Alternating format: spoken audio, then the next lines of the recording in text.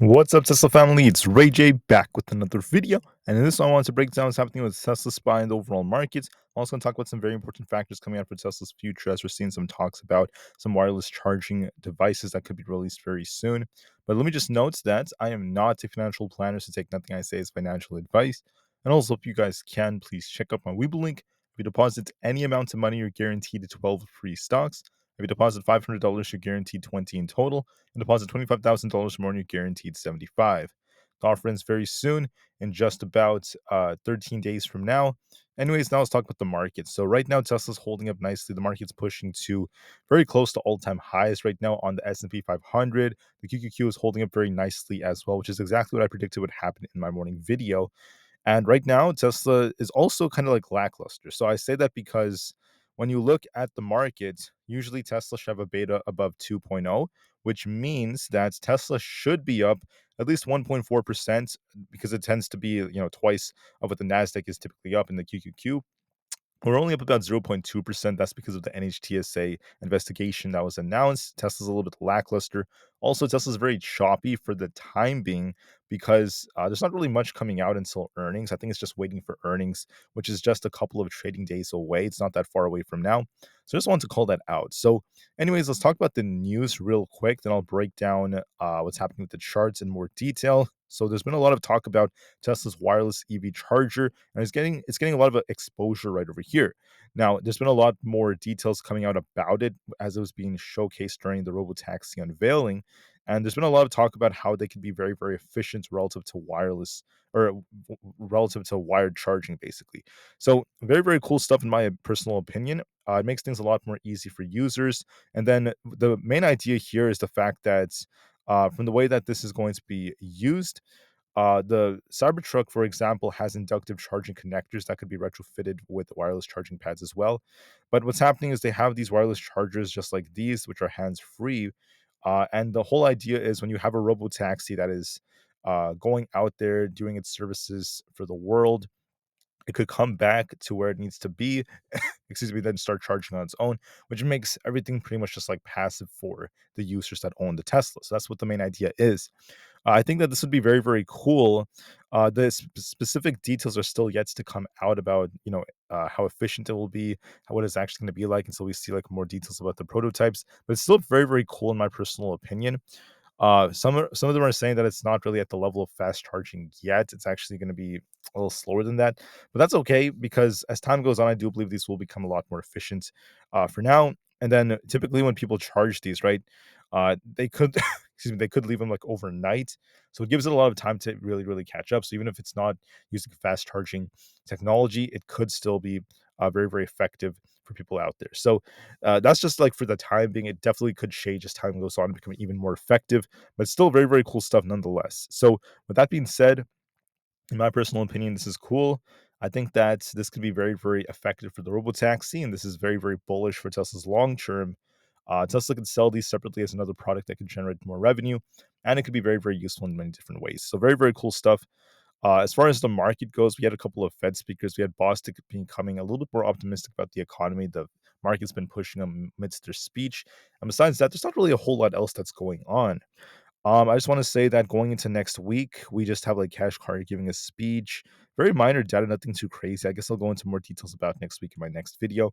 But for now, just know there's not really a whole lot that's going on, at least for Tesla. So Tesla's very, very choppy right now, trading sideways. I did mention to everyone there's a chance it tries to get very close to about 223, or now it's 222.84. That's where our 20 EMA happens to be. It's been trending downwards. So I think Tesla could push a little bit closer to 222, but overall, it's very, very choppy, very, very slow. And we're going to be looking for more volatility next week once we have earnings coming out. As far as SPY goes, SPY is more bullish. SPY is riding its 20 EMA very nicely, bouncing off of it again and again and again. To be bearish, you want to see it lose 581.84, which it has not done. It actually held support today, and now we're pushing towards all-time highs. I do want a warning to be careful as we get closer to all-time highs. Watch 586 is a tough resistance above 585, not to mention 587. So every dollar value becomes the next resistance on SPY because of the fact that we're at new all-time highs. So be careful. Right now, we do have a wedge that could be forming. There's more bullish potential in this chart. It still favors upside, so give this the time it needs. For ES, ES is also pushing even higher. If we lost 58.89, we'd be dipping lower, but this is still favoring upside, and we could be looking for basically the 5900s as a stronger possibility. For Nvidia is kind of choppy right over here, not really doing a whole lot.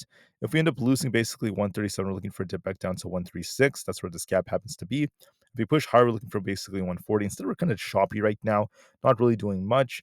We got some good valuations from investors and we got some good earnings from TSMC, but it's not really enough to get this to move. It's just remaining kind of flat. So a little bit weaker than expected. Bitcoin remains more bullish. I mentioned everyone might dip a little bit to watch to see if we get that bounce for a move back up to 68,000. We managed to break that. Now we're getting very close to our 70,000 area. So look for 69,000 flat as resistance. Breakdown, we're looking for 70,000. Bitcoin remains more bullish. For NQ, we look more bullish as long as we don't lose 20,400. But I do want to call out the fact that we had a high here. We came down at a lower high. So will we make a lower high compared to 20,600? Will we break this? We're currently at 20,500 as resistance. There's more upside potential, so we'll see how it does. For the QQQ, it's the same thing. Essentially, we are technically making lower highs on it, but we'll see if we can try to break past this resistance at 495 or not. It looks more bullish on the 4 hours, so it does favor upside for 496. So we'll see how well it ends up holding up. Apple got some bullish news because of their sales increasing in China by 20%, and iPhone 16 sales are still doing well there. So we're looking for basically more upside as a result of the news. And we could be looking for basically these highs to be retested as Apple remains more bullish. For the IWM, we pushed a little bit only to slow down. So I mentioned in the morning this could slow down. We're looking for 225 as our support. If that does not hold us, we're at risk of coming down to 224.44. So look for a little bit more downside potential. For coin, we're looking more bullish, trying to hit 220. If that breaks, we're looking for a bigger pump. Now, if we end up losing basically 212, we're looking for a dip. This still favors upside, so be very, very patient. For Amazon, we're looking more bullish. We broke past 188. We're looking for our target of 191 to be retested. This is where this imbalance is going to take us. So it looks more bullish. For Meta, we mentioned this could try to push, but it depends on how we react to our resistance. We could see Meta actually get very close to about 580 to 582, but it's very choppy right now, very slow after the bad news that came out. So I think we could be pushing for 580 again, but there's going to be a lot of chop for this. Microsoft has more upside potential, but we have to break past 418. Otherwise, we're very choppy as well. And then Google, last but not least, is also very flat, not really doing much. So the last three tech stocks are just kind of flat. There's not really a whole lot that's going on with them. Also for Netflix, for those who are interested, it's pumping like crazy. It broke 736, and with that breaking, we had 740 as our target. Now we're all the way up in the 760s. So it's up like crazy after that strong earnings. So it remains bullish as I speak. But with that being said, guys, so as far as Tesla goes, I don't expect much for the rest of the day. We will be looking for more volatility next week as we approach earnings, and earnings is going to be the next major catalyst, which is just a few days away. It's not that far away, guys. So get ready for some major volatility next week. Until then, Tesla remains a little bit more choppy, could push a little bit higher slowly. But that's all I'm seeing for the time being. Thank you all so much for listening. Have a great day. I'll see you guys in a couple of hours for another update, and peace out.